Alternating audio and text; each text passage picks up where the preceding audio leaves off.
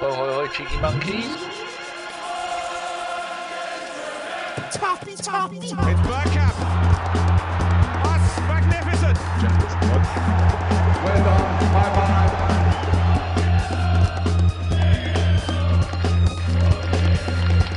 Be like the Arsenal. Be ambitious. Come on. Hello and welcome to a Bergkamp Wonderland, an Arsenal podcast. I am your host, Kris. That's 2 weeks in a row. Yes, 2 weeks in a row. Rumour has it the world is going to end.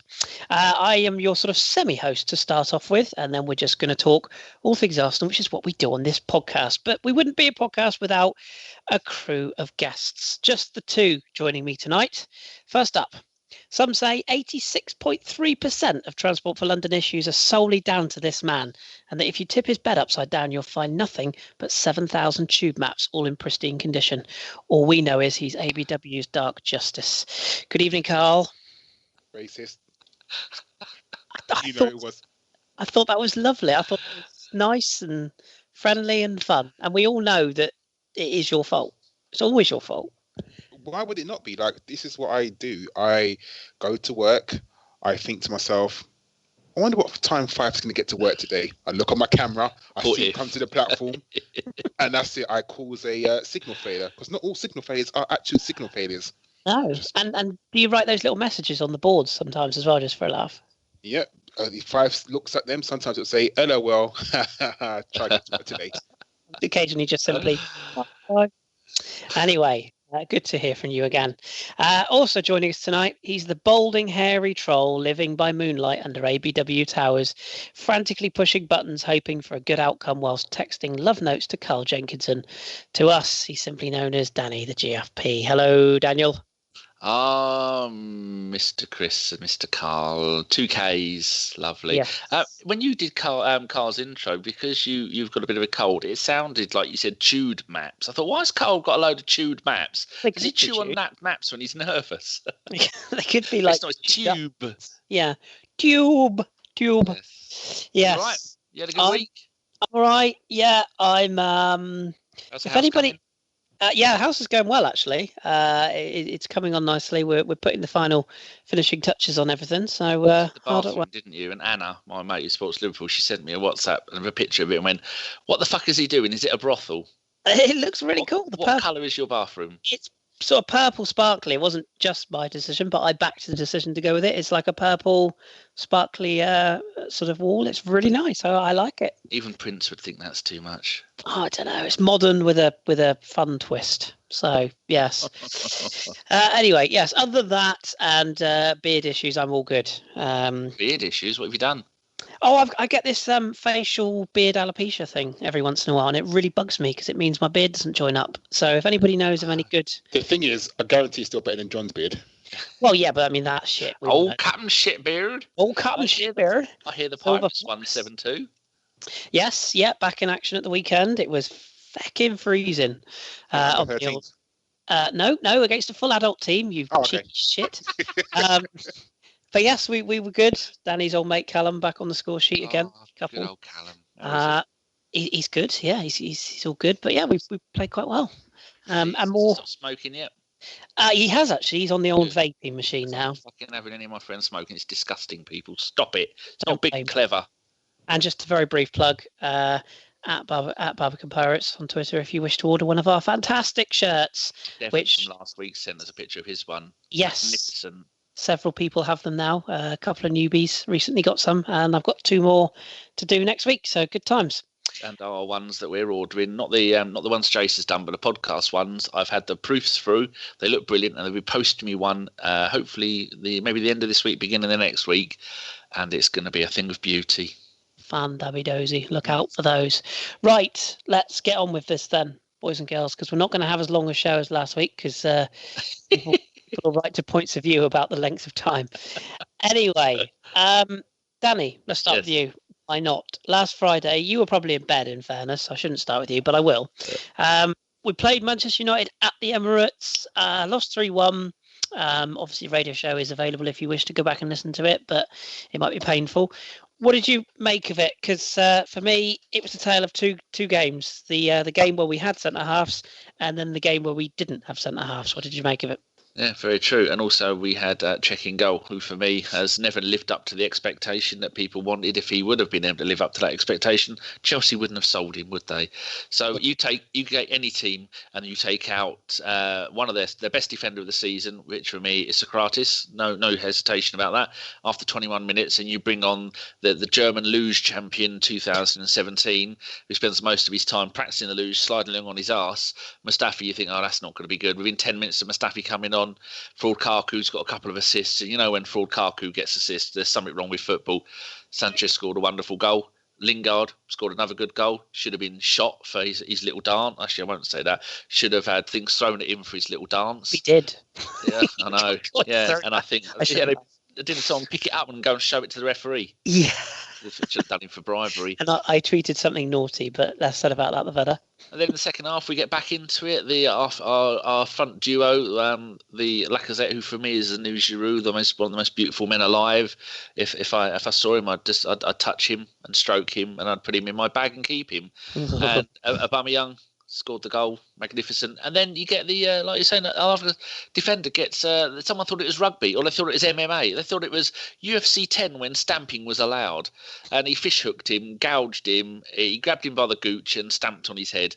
And then you go, well, what are we going to do now? We have no more central defenders, so they go and put Xhaka in defence, which we all know doesn't work. Apparently people don't want to see Xhaka in any position. I mean, you know, haters going to hate, as the wonderful young Canadian lady. She's Canadian, isn't she? Taylor Swift. How would I know, Danny? My musical taste? Exactly. Jesus. Yes. Good grief. Yeah, and so then we lose another one. And then the impetus that we had built up just before half-time, they always say, don't let the worst time to concede the goals before half-time. That's when we scored. We were looking better. And you look at the game, and then the rest of this game was just a fucking nightmare for us. But when you look at the stats, we beat them possession 86, pass rate 86-79. We beat them on possession 63-37. We beat them on shots 13-8. We dominated the game, but we just couldn't get, even on corners. We beat them on tackles 26-22.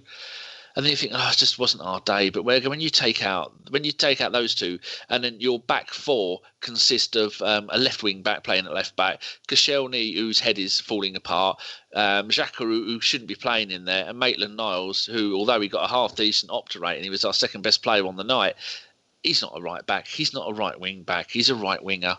And I'm surprised it wasn't more, but we were the better team for so much of the game. But if you're not going to take your chances, then you're not going to win the games. Plus, Man United now officially the greatest team ever to play football under Ole. Well, yeah. Apparently, that's what all the cool kids are saying. That's what they're saying, isn't it? Yeah. Yes. Did you see the? I'm just trying to find it now. I can't find it. Did you see the egg chaser who tweeted about the game about Koscielny? No, saying that.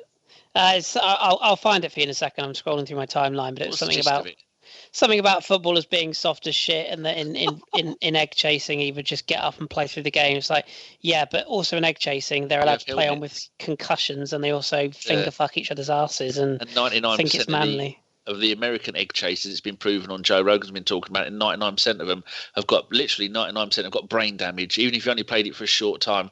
And that's why so many of the NFL players have randomly just gone and killed people, because they get massive brain trauma. Either brain trauma, or basically they're just fucking idiots. I'm not a fan of egg chasing, in case you haven't noticed. The American FA Cup final on Sunday night. I'll be watching it. Will you watch it, Carl?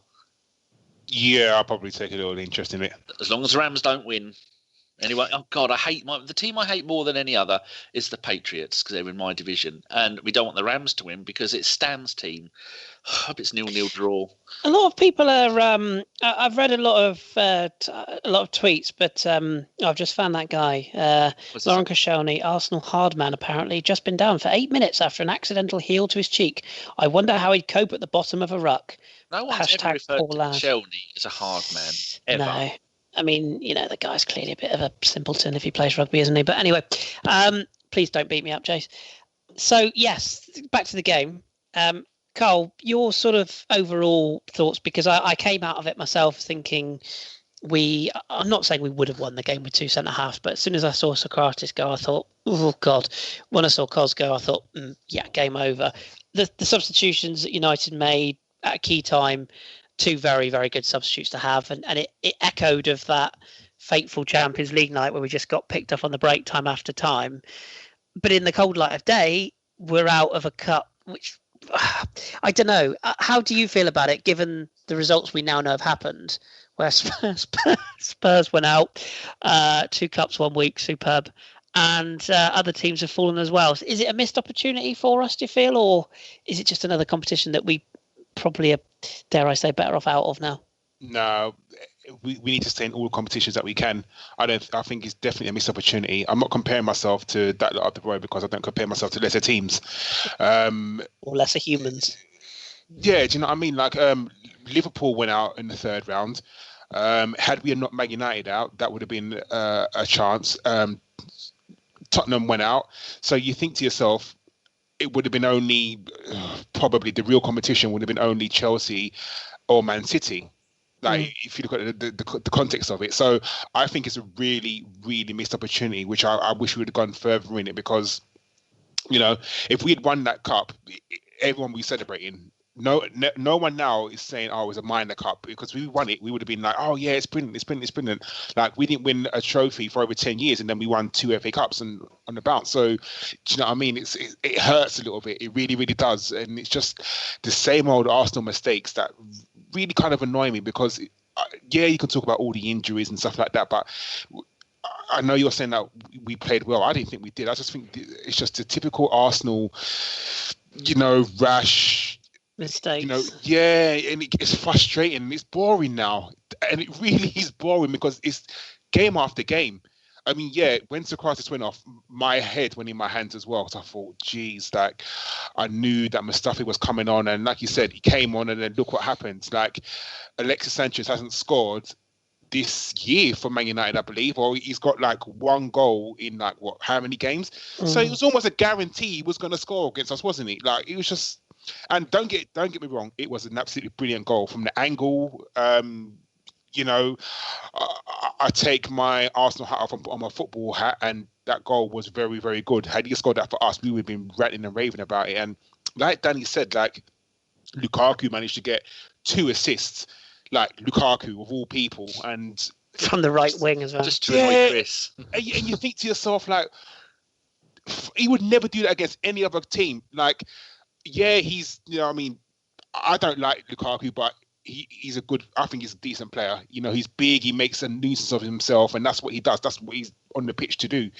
And literally, he kind of had so much space in that game. You think to yourself, why would you give Lukaku that much space? You don't think of Lukaku picking out a brilliant pass, like a slide rule pass or things like that, but it gets frustrating just to think to yourself, Lukaku's probably had that 1 assist all season and he gets 2 in 1 game against us. Why is it that teams always seem to, if you're down and out, if you haven't scored all season, if your striker has missed like 16 games, play Arsenal.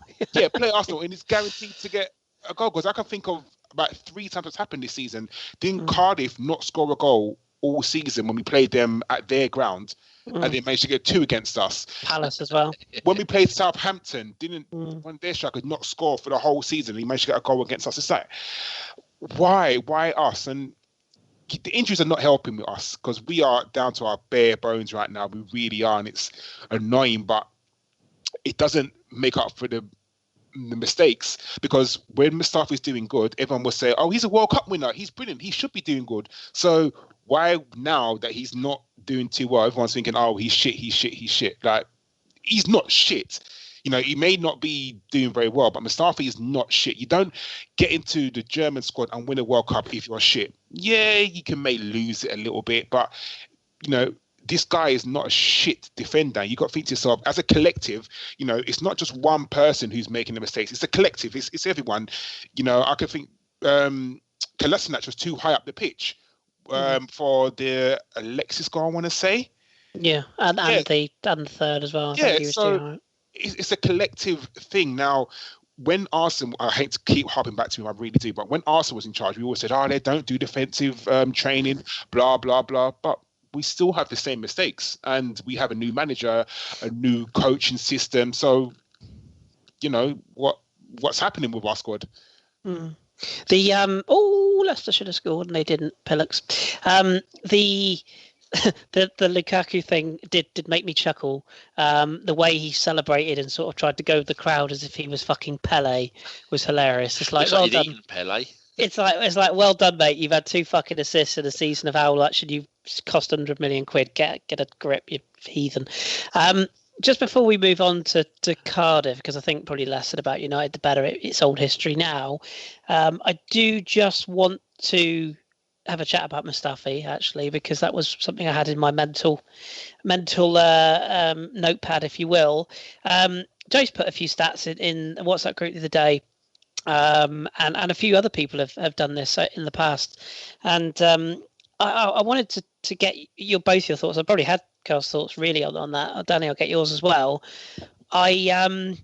I'm not saying stats don't mean things. Of course they do. They're there for a reason. But I'm with our good pal, Mr. Neil Robbins, on this one.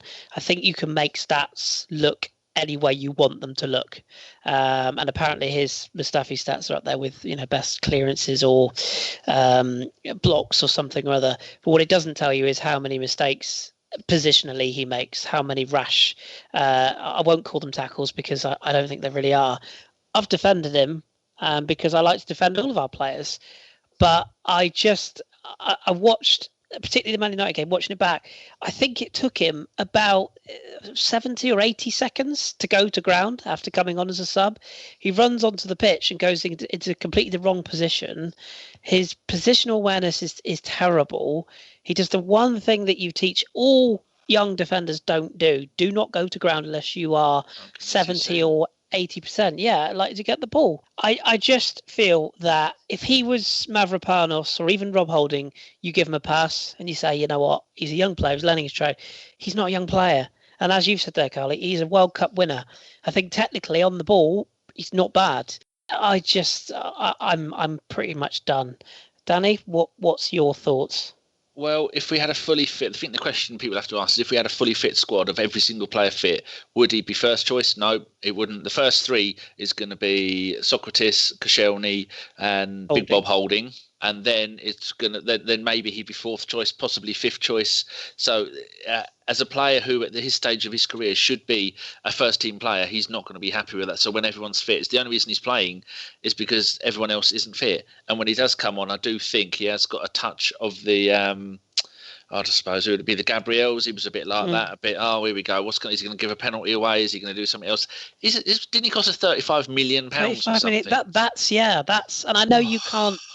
I know you can't judge a player by a price tag because that is the laziest argument in the world. And who cares what they cost? Peak of his career as well. He's what, 25, 26. And I just look at defenders in the leagues, and I know it's a very simple thing to say, why not just go and get, Harry Maguire's a terrible option, but I'm watching Leicester at the moment. I don't think he's particularly good either. But I just look at so many other defenders in the league, and I think, Christ, could we not have got something a bit better for that money? And people bang on and on and on about the money Mkhitaryan's on, about the money Ozil's on. 35 fucking million quid we spent on him. 35 million quid. What would that get you now? A lot. And I just feel that it's almost a touch of Vermaelen, but without the ability to him. It's just rash decisions, and I just think he's a bit of a liability, and you never feel confident that he's going to make the right choice, do you? Or do you? I don't know. I never do. I don't. I always think, what's going to happen here? And that thing with the sliding in, we're making a bit of a deal about it, but it is a thing. And especially when it was wet against Man United and the Cardiff game, you're thinking, well, what are you doing? Did he play against Cardiff? I'm not sure. Yes, yeah, he did. Yeah, I thought he did. Had visions of him very good block. In fairness, and he's not a terrible defender. There's just certain parts of his game that someone should say to him, look, mate, if you commit early, then you're giving that player the opportunity to have more time with the ball and do more with it. Or you could slide in uncontrollably, because it's not like a pinpoint sliding tackle that he does. He comes sliding in at great speed too early. You don't know where he's going to go. He's a health hazard. He should be made to wear one of those yellow workman vests. But Danny, there's no way. There's no way that the coaching staff at Arsenal haven't said that to him. There's no way that you know, whoever does the defensive training, meant to be Steve Bold. sorry, I made myself laugh. Sad, isn't it? But do you know what I mean? It is, but someone should have sat him down and said, mate, you need to stop sliding in. Stay on your feet. Like it's like Kris said, it's basic defending. Stay on your feet. If you feel that you need to slide, then do it. Like, yeah, everyone loves a good slide tackle, you know, take the man, take the ball, brilliant. But he doesn't do it often enough. Like, and he slides in and he just ends up giving a foul away, like for no apparent reason, where you could stay on your feet, and he doesn't. And you're right, your heart goes into your mouth every time you see like in the box and him running, sliding in, and you know, yeah, sometimes he does get the ball, and sometimes you think, oh yeah, that's really good, but half the time you're thinking it's luck rather than skill, and it's just, I don't know. The age that he is, and like you said, he's a World Cup winner. Someone should have coached it out of him by now. And if you can't coach it out of him, and if he keeps on doing the same thing, then maybe it's time to sort of cut our losses. I would take him out the back or cut our losses and say, if Inter Milan want him, because I believe they wanted him last season, maybe it's time to say, do you know what? If you want him, still take him, because he's just not fitting into kind of what we want or even what we need at the moment. Listen to this from, before you say that, Kris, from Wikipedia. We bought him in August 16. It says on Wikipedia, on 3rd of March 2016, Mustafi received a straight red card in the first half of Valencia's 7-0 loss at Barcelona in the first leg of the Copa del Rey semi-final. After conceding a penalty with a foul on Messi, he then pleaded with the team's forgiveness and the Che supporters. So it's not something that they weren't aware of. He seems to be a bit of a liability when he was there.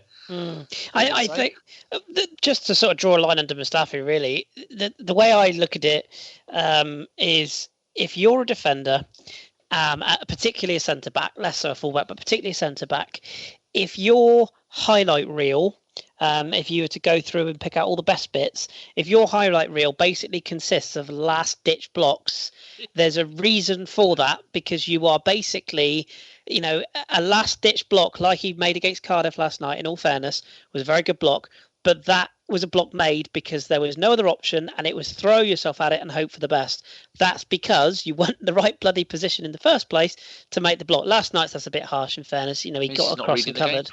Exactly. And the very best defenders, you know, it fucking breaks me in half to say it, but you look at people like Van Dijk or you know, the classics of their generation, the Maldinis, the Nestas, you know, the older they got, the more they were able to read it, and he doesn't seem to be able to. Even the Keowns of this world, you never saw Martin Keown go to ground unless he wanted to put somebody into Rose Ed with the ball as well. You know, if he wanted to leave something on, he would have. But he was one of the best man markers in the game. You don't see that anymore. You know, just staying tight to somebody. And I just feel that, I don't know. If he was happy to be a squad player, even then, I'm just not sure. For 35 million quid. We wouldn't get that back for him. Typical Arsenal, we won't get that back. But when you look at that 10, 15? That Man United side, when they've got an attacking line of Lukaku, Sanchez, Lingard, Pogba, and Herrera. I mean, Herrera was running the game, and they didn't even bring Mata on or Fred. And then they go, "Oh, we're going to bring on Rashford and Martial." You're going to go, "Oh, this is not fair, is it?" Yeah, that's just bullying. and Guendouzi was getting a kick in all through that game and the next game, poor boy. And he's not fighting back, which is a good. Although he did get booked right at the end for the Man United game. What was that booking for? I can't remember. I just remember thinking, oh yeah, that summed our night up. Yeah, I can't remember what it was for. I remember him getting a booking. But you've nicely set us up actually for the next game, because it was very, very nicely done. We beat Cardiff 2-1 last night. It was, I feel quite privileged to say I didn't watch it live. I'm quite glad. I've since gone back and watched the extended highlights of it. It was quite a painful. How long did they last? 12 minutes to be exact. But it was a bit of a tough one. But as I tweeted at the time, winning, that's really all that matters on a night like that. Particularly on a night where other results went against teams. I think Fulham came from 2-0 down. We all know about that team in Manchester. But Karl, what did you make of last night? I mean, were you in the same mindset as me? It's just basically win at all costs. It was a painful game to watch. It really was. I ended up watching it in my room, and you know, when you're doing stuff on your phone and you sort of lose yourself, you're like, oh, fuck, I've got Arsenal playing. It was that bad. Like, it really, really was. Yeah, do you know what? A win's a win, and I'm going to take that definitely, because right now we need all the points we can. We got the Man United lot breathing down our necks, you know, and we had to sort of look both ways. You know, we're looking up at Chelsea and we're looking behind us at Man United, because we really need top four. We absolutely need top four this season. We have to get back into the Champions League, and if we can't get into it via winning the Europa, then, you know, getting to the top four in the league is everything.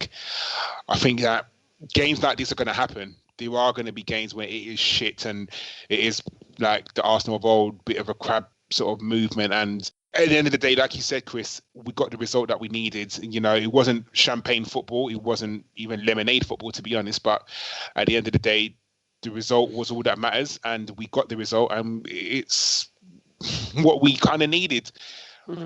Especially going into Sunday, which is Man City, where we'll maybe look at that in a bit. Danny, you did the radio show, obviously, which people can go and tune into if they want to have a listen. Covered it pretty well, I think. You know, all things considered, everything was covered well. What any sort of standout performances? Because I thought on the night, I thought Matteo Guendouzi was very good. You mentioned there his temperament seems to be improving, which is a really good sign for a young player. I thought Alex Iwobi, goal for Watford. I thought. Sorry, they are the gift that keeps on giving. They're playing Spurs, people, if you weren't sure. Can't smile without you. Yes, Guendouzi good. I thought Iwobi came on and put in a really good shift. I thought both the goals, particularly the one where he drove at the defence, for the penalty before Kolasinac got taken out. I thought he just added that little bit of attacking threat. Maybe he knows something about players coming in and thought, we better get going here. And Alex Lacazette, who obviously, you know, my devotion and love to, but once again put in a faultless performance in terms of work rate and got the goal he deserved. Was it anything to convince you that we're sort of back on the upward trend again, given the Chelsea result as well, or are you still petrified about playing Man City next? Well, considering Man City lost to a very poor Newcastle side, who having they look like they're one of the apart from Huddersfield and Cardiff, they look like one of the teams that could possibly be going down. But it just reminds me, watching that game, that without their holinesses, Aubameyang and Lacazette, we would be a mid-table team. Because without those two this season, we'd be knackered. We would be absolutely knackered.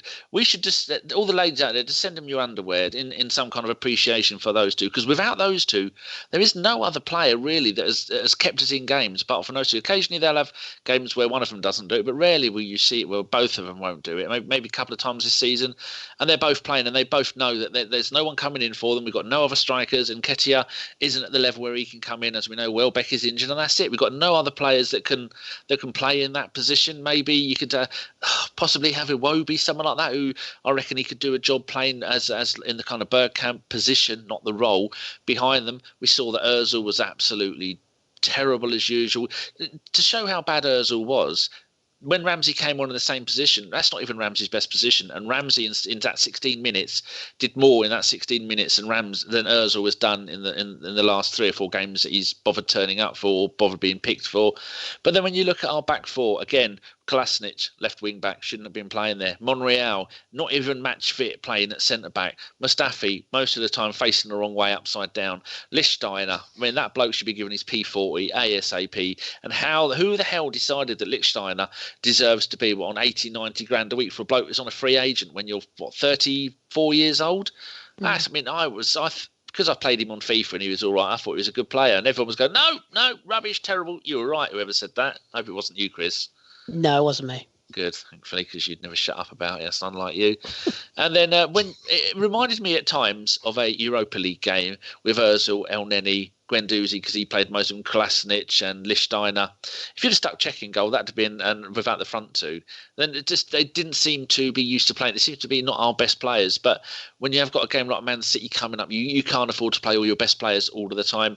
People are going, Mavropanos, he's the new Messiah. No, you're not the new Messiah. You have played 61 minutes for football for the under-23 since your injury pre-season. People are going, could he be the answer? He's the one. Bring it. No. Before that, he played 2 or 3 games in the league. That's it. They're overhyped. Just typical Arsenal fans, isn't it? They're overhyping everything. Jenkinson, when he come on, was a brilliant idea because he was. Lichtsteiner just wasn't doing it. Lichtsteiner couldn't get up and down, although he's a Swiss and he's used to the cold and the snow. He's going to go down as full Mikel Silvestri type of player. And Iwobi was my man of the match, really, because apart from the front two, but they're always going to get it. But the rest of them, it's going to be between, like you were saying, Guendouzi, because he's just everywhere, and it must be an absolute nightmare when you're a seasoned international and you're playing against this young upstart who runs flat out for 90 minutes. You don't know if he's a holding, an attacking, a wide, whatever it is, and that beautiful hair of his flopping around in the wind must also make you jealous. And Iwobi, some of the passes Iwobi were doing was magnificent. He doesn't need to score goals. He just needs to keep doing those passes. One of them, I swear, he had after touch on it, like an old game of sensible soccer. That boy is having the best season, and it's so good to see one of our own academy boys. I know he's not born in the UK, but he's one of us lot, isn't he? He's a London boy, and for him to do that and to be coming along, and in a game like this where it's tough in hard weather against a team that did not come to play football. I'm surprised they didn't put everybody standing in the goal net. They did not want to play football, and I think it was a tough, like they say, on a wet Wednesday night up in Stoke. Well, no, that's not the case anymore because they're back in the Championship where they belong. But these are the kind of games where you really see what players are up for. And Iwobi and Guendouzi and Taraya was, and I think it might be the last time we'll ever see El Neni. Yeah, I feel a bit sorry for him. I think he's being picked on unnecessarily, but he's not really helping him, is it? Squad fodder at the moment. Carl, just looking ahead to Sunday, I don't really want to talk too much about last night's game because, as I said, I think the radio show guys did a perfectly good job, and I think they covered everything they could, blood from a stone and all that. That said, Lacazette's goal in particular, real highlight, really, really good, angry finish, love those. But on looking ahead to Sunday, Carl, what's your expectations and what do you want to see us do? Because Emery got quite a bit of criticism from a lot of Arsenal supporters. Who'd have thought about the way he set up at Anfield, where we kind of went to Liverpool and tried to take them on and duly got absolutely smashed.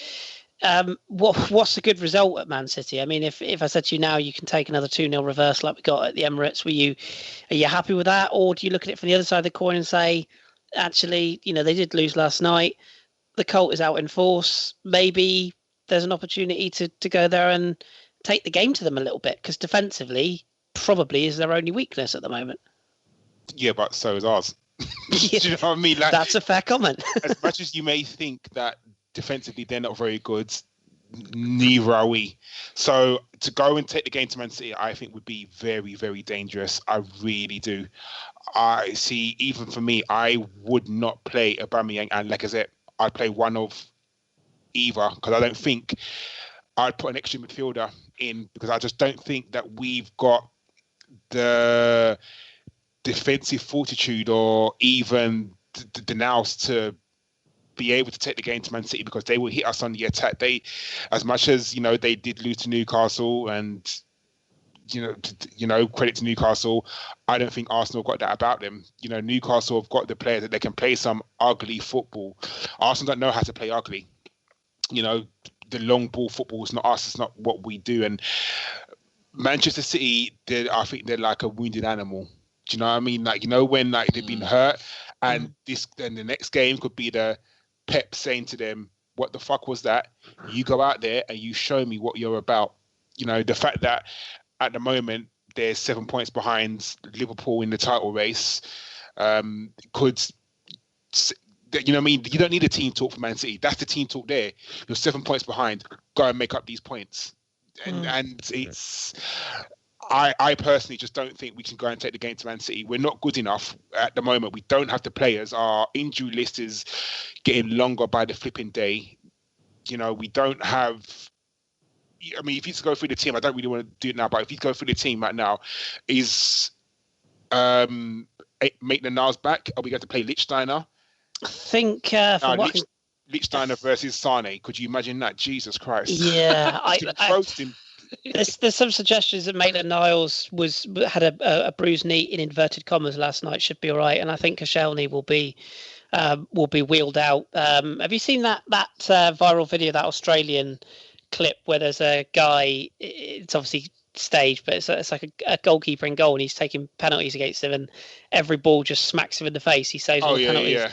That's what Koscielny reminds me of at the moment. Just wheeling him out with just full bandages all over him, poor bastard. But even that Mustafi versus Aguero, it's not going to be good now. Even our midfield, like you're going to put maybe. I mean, I would go for midfield with Torreira. El Nene, Xhaka. I would play El Nene. I would play El Nene, Xhaka, and Torreira in 3 midfield. I genuinely would, because I feel that we're going to need to pack the midfield, and then you would play one of either, like I said, Aubameyang up front, and then maybe a Wobie, because you need some sort of outlet. You play Perisic and Kunku and Suarez behind them, obviously. Oh yeah, obviously. But seriously, that's what I think we need to do. I think we need to pack the midfield, and I think we need to go a little bit defensive, because maybe you frustrate Man City. Maybe you hold out for, I don't know, 50, 60 minutes, frustrate them, and then seconds.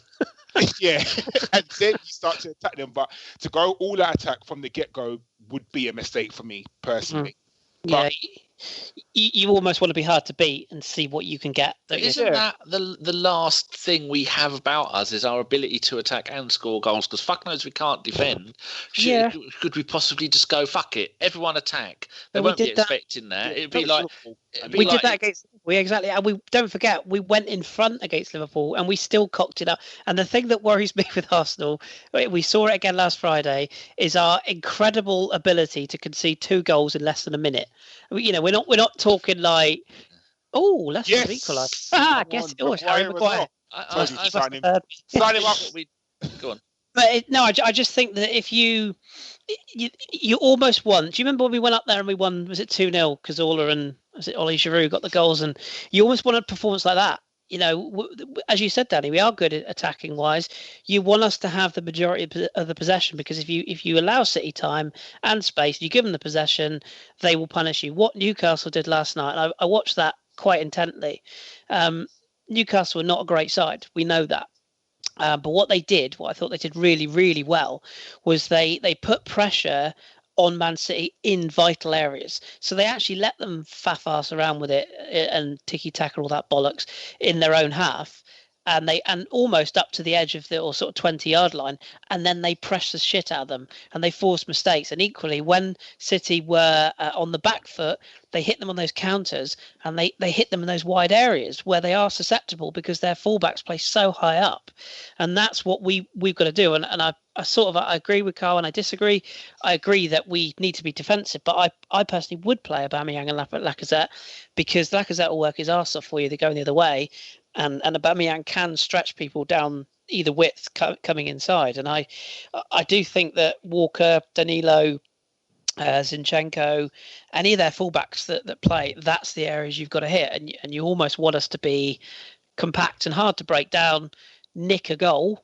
But as I say, unlike Liverpool, it sounds silly, doesn't it? Scored too early. But we almost did in that game, because we awoke a giant and they came out and smashed the shit out of us. So I don't know. Danny, how are you feeling about it? I mean, are you pessimistic, or are you optimistic, or are you just going to sleep through it? Well, I will get up. I'll wake up for it. I look at it as a Tiananmen Square situation. When that bloke stood there with his shopping bags in front of a tank, an all-dominating tank against one squishy bag of guts and organs, the tank stopped. The tank didn't know what to do. Went, what? What a lovely image. Yeah, I mean, he made his point, though. They weren't expecting it, and it freaked them out. Got one up against Chelsea. Sorry, breaking news. It's all going well so far. Oh, don't jinx it. Yeah, so just go there and don't do what we usually do. And in fact, just play one at the back. Play Mustafi at the back on his own. get him to wear Petr Cech's hat and let him slide around in the mud like a pig in shit. But we cannot. We only have one strong point in our team, and that one strong point is our ability to attack and to score. And if you like Carl was saying, to play Wobie, play anyone who's quick, you're playing. Lichtsteiner, you don't even bother turning up unless you're going to bring your moped. We need to do something like that. If we want to win the game, we're not going to beat them by being defensively solid. We're going to beat them by going all out attack. Newcastle went into that game with no fear, probably thinking they're better than us, they're probably going to beat us, but we're going to go out there and we're going to just disturb their mojo. And Newcastle did it. but Newcastle, and I'm saying this because where they are in the table, but at least they know how to defend. Our defensive mentality is just atrocious. Like, we are going to have to play Mustafi at the back. We are going to have, it's either going to be playing Koscielny, an injured, not fully fit Koscielny, or we're going to play Monreal.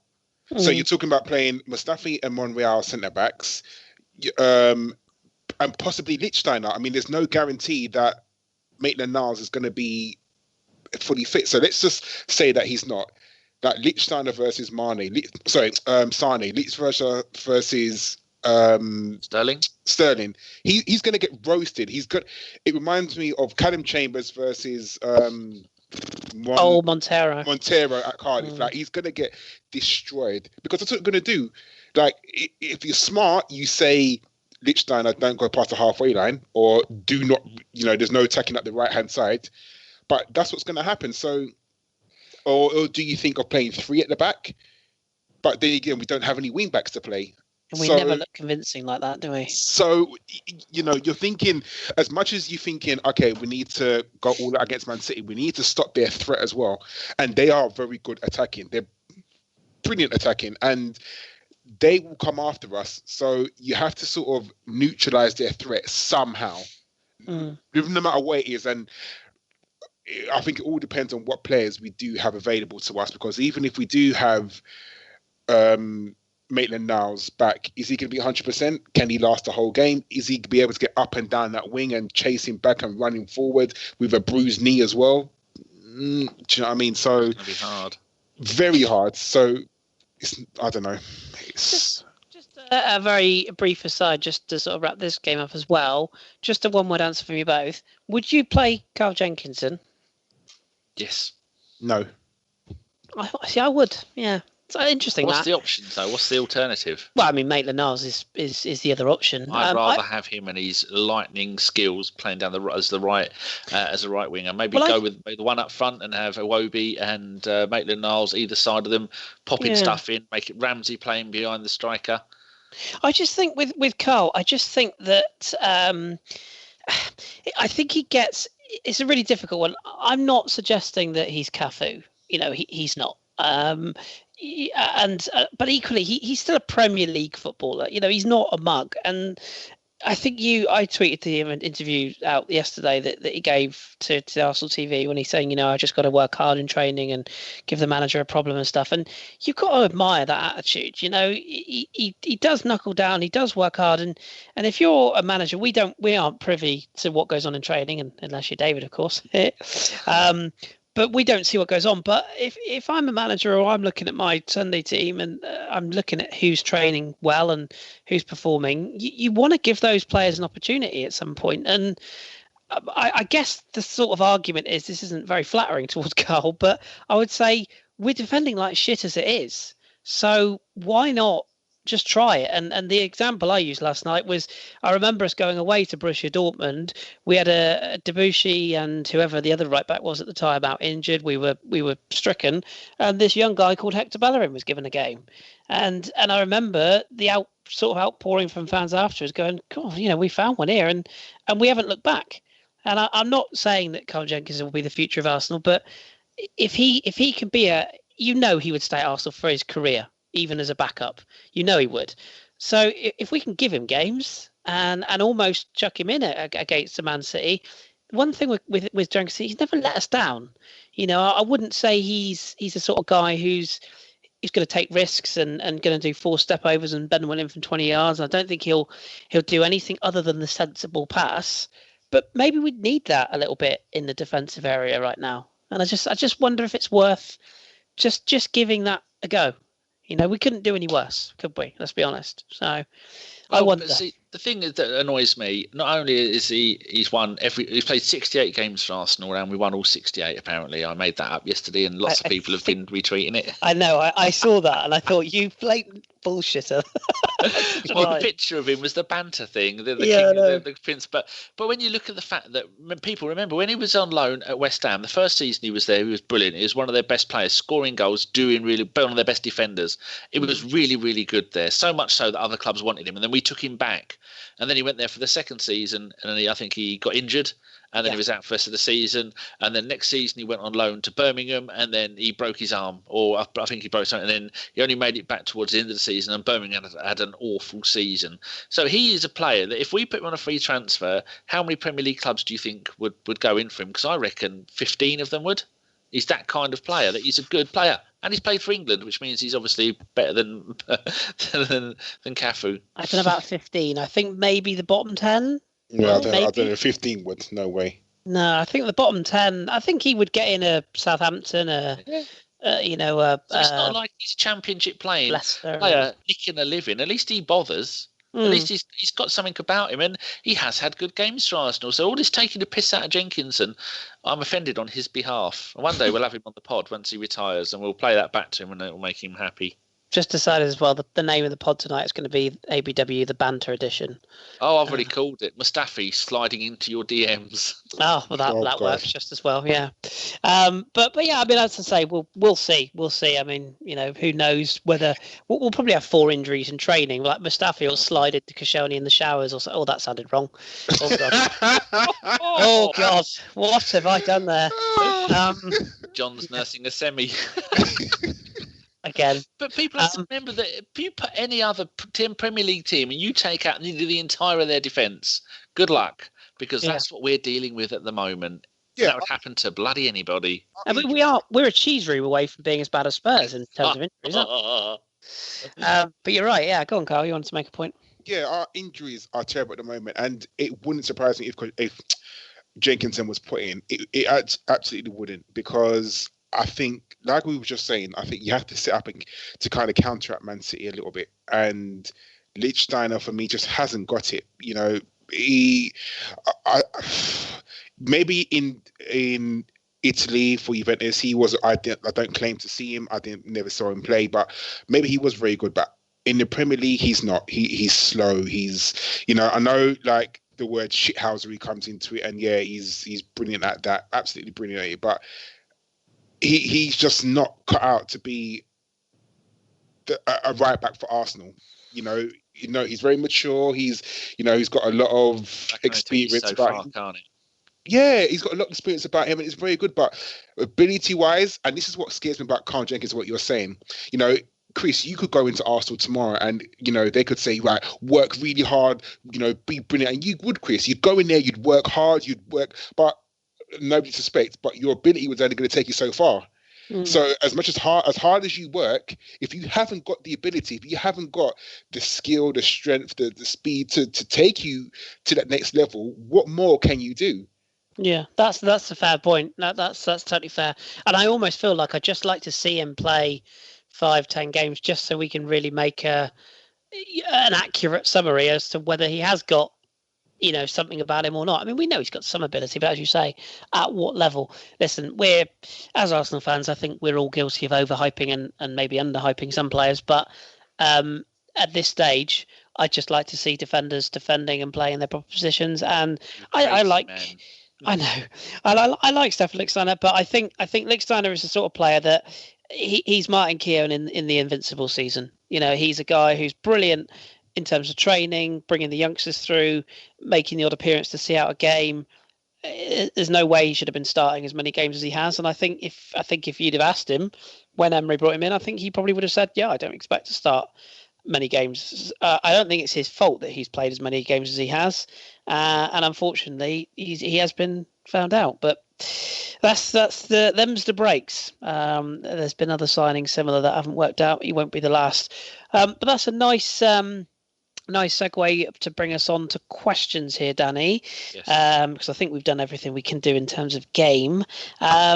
Question-wise, what have we got? And I guess we're probably going to talk a little bit about transfers at this point, because I know everybody loves talking about transfers. So what have we got?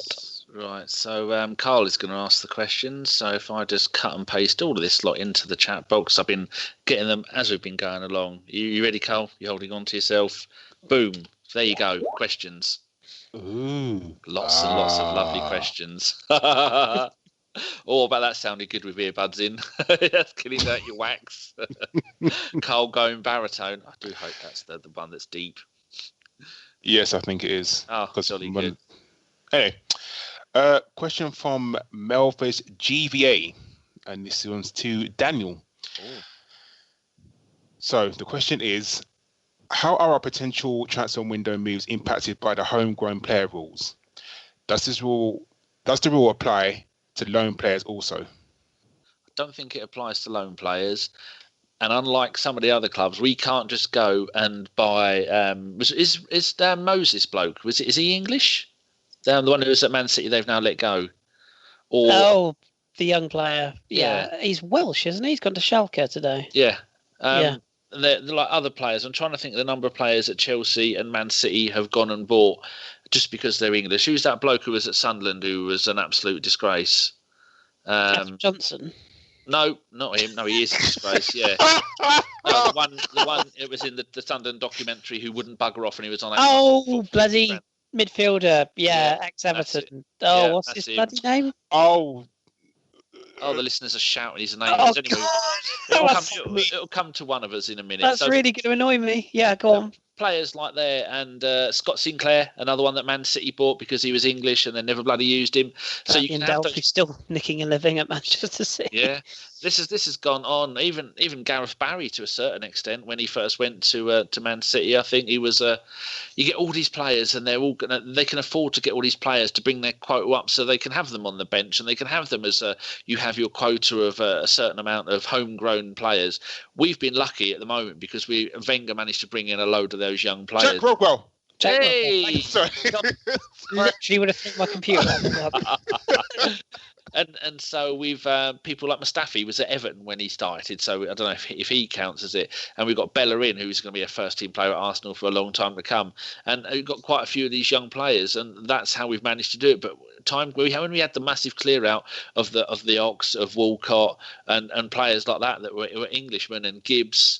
And all that, it's just really down to Jenkinson at the moment. Really, he's one of the only ones left from that era. Him and Ramsey's going, and this is going to be a problem. So it may be one of the reasons why the likes of Jenkinson is still here. So I think it does affect us, and we do need to do something about it. Your choice is either you buy in English players or homegrown players to apply for that rule, and if you buy those in, you're going to be paying over the odds because they fit that criteria of ticking that box, or you bring them through our system. And at the moment, our players are going out on loan, or they're buggering off. Like Willock the Elder went off to Benfica, was it?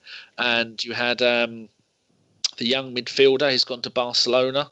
I can't remember his name. He's English, and so many of our young players have buggered off, and we need to do something about it because you can't not buy them and let the ones go that you've got. So, yeah, it's troubling. I think that has to be taken into consideration when we buy players, and you may see us paying over the odds for an English player. I mean, a homegrown British player because of that. If I can just he's orny. He's orny. Oh. He's just done a tweet. This is a breaking orny update. Stop teasing us. Spit it out, boy. It won't sound half as exciting when you listen to this podcast because it will already be breaking news, not broken. David Ornstein's latest tweet. This was at 8:20, which is about 40 minutes ago, real time. Arsenal's attempts to sign Ivan Perisic from Inter Milan or fellow winger Yannick Ferreira-Carrasco from Dalian Yifang look to be over, but are still working on a deal for Paris Saint-Germain midfielder Christopher Nkunku after sealing Denis Suarez deal. Full details below. I'm not going to read all that out to you because it's quite long. But what should we does all that mean? Because I've forgotten what you said already. Well, let's react to it. So basically, the Ornmeister General is essentially saying that Denis Suarez is done. I can give you some information on him in a moment, which I can do for a good friend of mine. Basically saying that Perisic is looking likely to be off the table and Yannick Ferreira-Carrasco also likely to be off the table. However, it seems we're still in negotiations with PSG for Nkunku.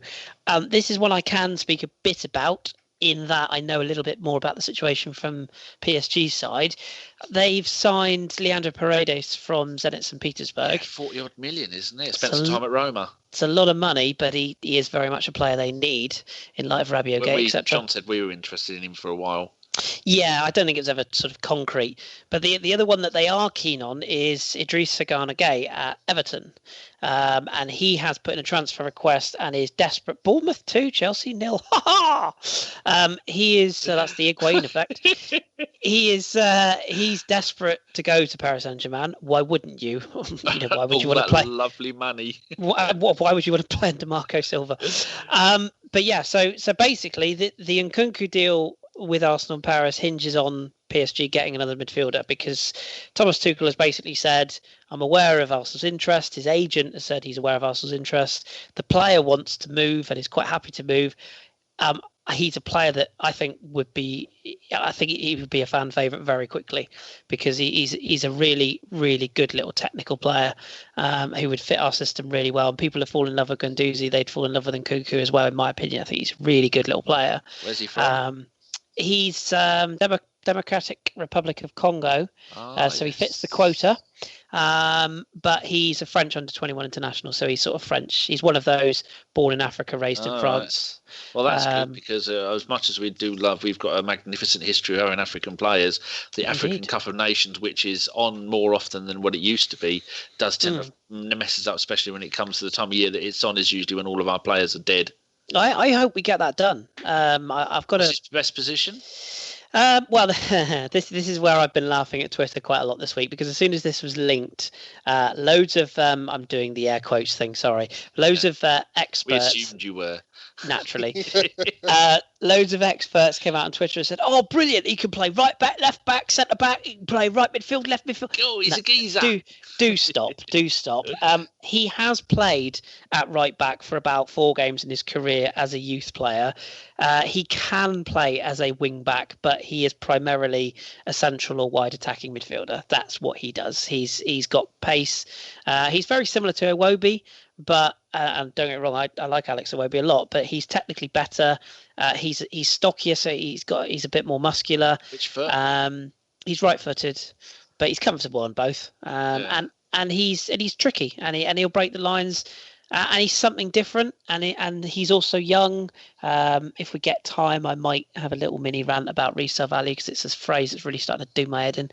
But he does have that. I think he's only 21. So I'd be all in for that. And I think if we come out of this window with Suarez and Nkunku, I'd be happy with that. For the record, I was quite happy for Perisic. And I think I was probably one of about 3 people in the Arsenal supporting community that were happy with that deal. But hey-ho. Why do people don't want Perisic? I don't know, Carl. You tell me, because you're the only one that I've come across so far that's agreed with me on that one. I think he's a quality player. As I say, resale value is this big issue that I'm getting so tired of hearing this. There's so many. I even had a little bit of a back and forth with Poznan in my pants, who, Danny, I think you've spoken to a few times. Paul, nice bloke. Yeah. Paul, yeah, nice bloke, but all of a sudden he's a fucking financial expert. I'm so sick and tired of our fan base. There's been 2 things that have wound me up this week. Loads of people are tweeting about how Kroenke is using Arsenal to build his stadium. Factually incorrect. Whatever way you look at it is factually incorrect. The 2, yes, the money is in the same pot, but he's not using one for the other. He was always going to build this massive franchise with the Rams. I know fuck all about NFL. I'm not going to pretend I know it. I know anything, because I don't. But I've read enough from people such as Swiss Ramble and others who do know his onions. Exactly, who are fully aware that these are 2 very separate projects. And frankly, if Stan Kroenke owns Arsenal, he can buy his hot dog supply each week with our money if he wants. It's his choice. He owns the club. Get over it. And the other issue I've had, sorry, I will keep this short, is That's is why people listening. Well, it's probably not, but still, this resale value thing is such a load of bollocks. I'm so sick and tired. Arsenal fans are just the most entitled bunch of fuckwits at times. They moan and groan and bitch and complain that we haven't got any young products. We're not bringing through youth players. So then we give youth players a chance, and they all bitch and moan, well, we haven't got any fucking experience. Why don't we buy seasoned internationals that are ready to play? So we go after a World Cup finalist, a player who's comfortable on both feet, can play on both wings, who's, yes, has gone stale at Inter Milan, but is a very, very good player. As much as I hate Mourinho, he wasn't linked with Manchester United for no reason. He's a very, very highly technically good player who just needs, in my opinion, a fresh start. This whole, we don't sign him because he hasn't got any retail value. Right. Why are we trying to sell our players before we've even bloody brought the fuckers in? Is my first question. Because it's FIFA. That's why. It's Championship Football Manager. This is it, Danny. And the same thing comes back time and time again. Well, look at what we've done with Ozil. Do you seriously think that the people who are now in charge of Arsenal's finances, and let's make it very clear, Raul Sanllehi and Vinny Venkateshan and all the others, they did not sign off on the Ozil deal. Do you seriously think that they're going to make that same mistake again? Don't get me wrong, they might. Okay, I don't know for sure. But surely they're sitting there thinking, actually, this deal might work for us, and surely they're exploring the possibilities. And the last I heard, it was the deal they were trying to broker was a loan with an option to buy. And Inter were trying to push with a loan with a guarantee of payment. And we were actually the ones saying, do you know what? Nah, you're all right. Because we don't want to, we don't want an obligation to buy, because there is every chance Perisic could come in and not play well. And then his fee dramatically falls down. Inter Milan lose money. We have a player that we don't want, but we have no obligation to buy. Everybody loses. So Inter are just doing good business, and we were just trying to do good business. And it seems that that's the business we've got with Barcelona, because I think Denis Suarez has signed a new deal now so that his value's protected. In case he's any good for us. Yeah, exactly. But I think he's 25. So I mean, if he comes in and does well, we pay a decent fee for a player who could arguably be a new Rosicky for us, or we let him go back to Barcelona and they sell him on at value. So just to surmise my rant, sorry again. But I just his age got anything to do with it. Possibly. Oh, are you playing bingo, Karl? What are you talking about? Shut up, Danny. Listeners, to let you in on this, Karl and Danny are playing Chris Bingo this evening, which a certain Welshman and a certain barmaid-loving Essex veteran have concocted. So if I come out with certain phrases, which I don't think I have yet, I'm sure I will. It's been close. Before the pod, I shared them with Karl and we were playing bingo. So the first one to shout bingo wins. And it's been so close. And now Karl's baiting him. I'm just very tired. And who's our best defender, Kris? I'm not going into that. We're not talking about defenders. Danny, who would you like to sign, or what? Have we got any questions related to transfers? It seems like a good time to drag them out if we have. I mean, ask Karl. And who do I want to sign? I have no idea. Don't ever ask me about signings, because I know very little and I can't be able to make it up. I'm just one of the people in the wonderful world of Arsenal amateur media that openly admits I've got no idea. I know nothing about Suarez. So I know that his brother's a bit bitey, and that's all I know about Suarez. Are you slightly worried about the fact that we've basically been linked with no defenders at all? Put it that way. Yes, very. I am. I'm 100%. Okay. So if I said to you, Karl, you can have two of those players I've mentioned, two of the four, or nothing. I mean, that's probably a really obvious question. You'd rather have something than nothing. But would you be happy if was the deadline 11 o'clock tomorrow? Yeah. Would you be happy if we have, say, Suarez and Nkunku? Would you be happy with that? Yeah, I think this Arsenal squad needs something. It definitely needs some impetus into it. Some fresh blood. It needs players. I think players are very comfortable at the moment. I mean, I know our manager chops and changes his squad, but I think players know that they're going to come into the squad, and I think it needs something. We do need wingers, 100% we do. But I personally think we need to prioritise defenders over anything. I think our defensive frailties get shown up so much, and I seriously think that it's something that we should have looked at. It's a bit late now. Obviously, we're not going to sign the defender, so we're kind of stuck with what we've got. However, I'm not going to claim to know as much as Kris knows about Nkunku.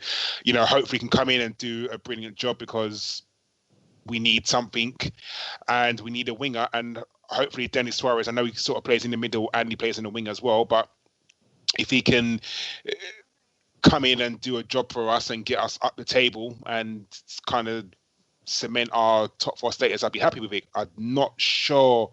No, he will be able to play Europa, won't he? Because the new rule now that you can play Champions League and play Europa. So yeah, they changed that after the Aubameyang fiasco last season. So I think from memory, he only made maybe one substitute appearance for PSG in the group stage anyway. So it's not like he's a regular. So yeah. So yeah, you sign, if we do get those 2 players, then hopefully he will, help us in the Europa League.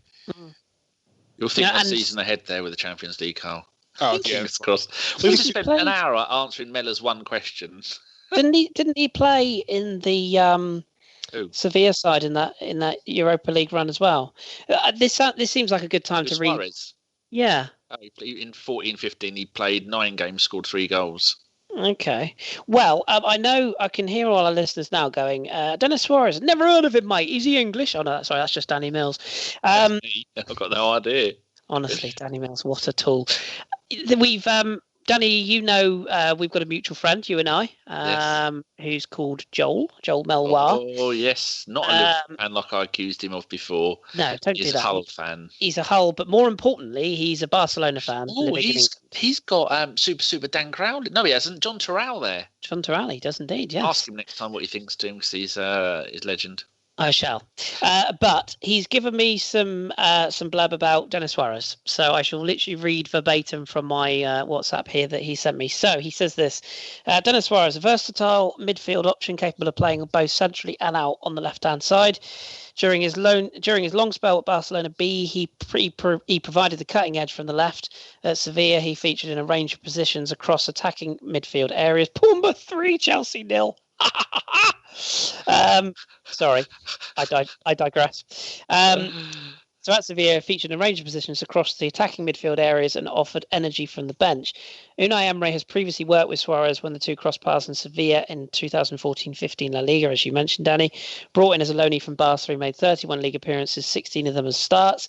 He's a player Emery knows well and, more importantly, trusts. He's played this season for Barcelona in the Spanish Cup. He has impressed, and he has that quick-thinking, quick-footed style in the second line of strikers, kind of like David Silva or Juan Mata. No pressure there, then. But it's all too inconsistent, and he sometimes looks like he doesn't have the physique present to play at the highest level. He'll fit in nicely at Arsenal. I also do wonder whether he does enough off the ball in any type of closing down. He seems weak physically. He does look better in a 4-2-3-1 when playing wide in a 4-4-2 or a 4-3-3. He can lack pace and power to get in behind teams. However, during his spell at Villarreal under Marcelino, he enjoyed great success in the 4-4-2. His wide midfielders had license to drive forward and also drift infield to create. Dennis suited the role, confident and positive when carrying possession at pace. He has not been trusted in this role much at Barcelona this season, and Valverde has not trusted him at all.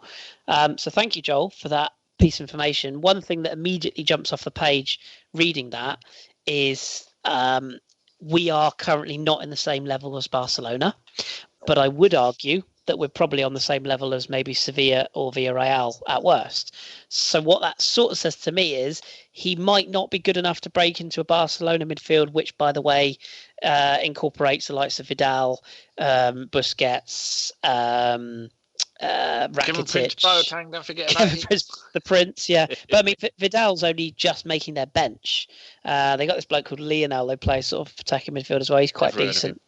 So I don't think it's a detriment to say, oh, he can't go to Barcelona, so he's not good enough for Arsenal. I think he is good enough for Arsenal. It's whether we can get the best out of him quickly, and it's whether we've sort of pulled Jose Reyes Mark II, or whether we've pulled think of somebody Perez. Trash. Perez, yeah, or Fernando Torres, or yeah. So what I mean, are we positive? I mean, we're not going to turn down a player who improves us, are we? We're going to get behind him. So he's got 8 goals in 71 games for Barcelona, and you don't do that if you're shit, do you? No. Again, it is a feeder league. You don't play for Barcelona if you're shit, do you? So 1 cap for Spain. Well, okay, maybe. Did you know that Jose has got a new club? He's gone. Reyes has gone to Extremadura. Apparently he's coming back as a coach, isn't he, as well? I did hear that, but this was he signed for that club after he was coming back as a coach. So aren't they in Liga 2? Yeah, it is. Our John that we used to pod with. It's his local team. So he said. Is it? Yes, Bloody hell! I'm sure he said it was. Small world. Yes. Well, I mean, I'm behind it.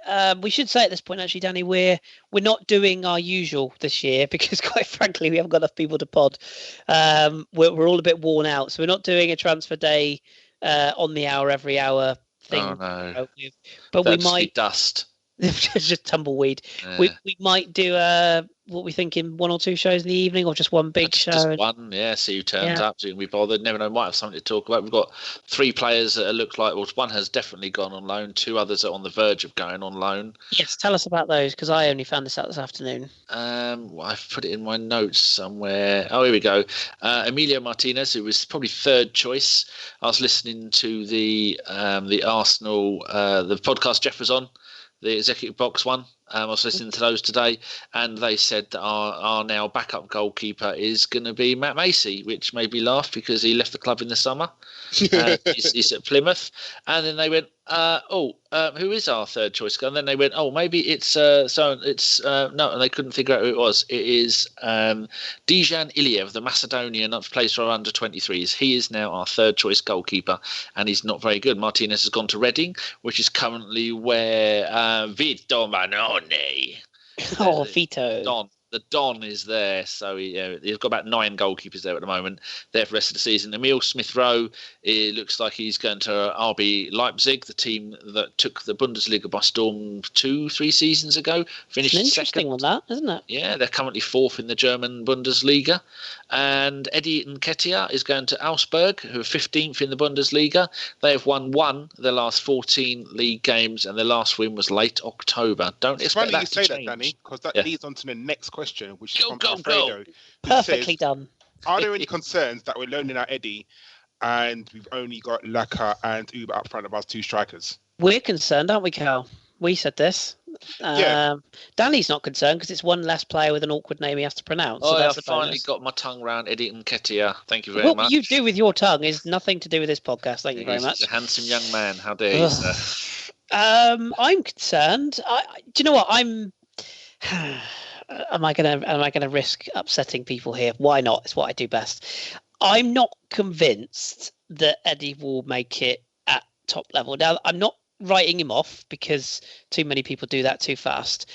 But I worry that he may be a little bit too lightweight potentially. I hope I'm wrong. I do. But just in the appearances I've seen when he's come on, it almost looks to me like he's trying so hard to make an impression that he's sort of maybe overdoing it. And obviously I know at Blackpool he missed a couple of chances, and as I say, I'm not writing the kid off at all, but I'm just not 100% convinced. I think I think I prefer the model of having 2 experienced strikers backed up by one, say, youth striker like Nketiah, who just plays the occasional game here and there, and then you have do you remember, Danny, when we had like Davor Suker? So you've got like that experienced striker who just fills in with the other 2 are out. That's what I prefer. Whereas at the moment, basically, Nketiah he's become our Danny Welbeck, hasn't he? He's next in line. And like Carl, I worry that if we let him go, he's not there. But that said, Suarez, if he comes in, can play through the middle. So maybe there's the thinking there.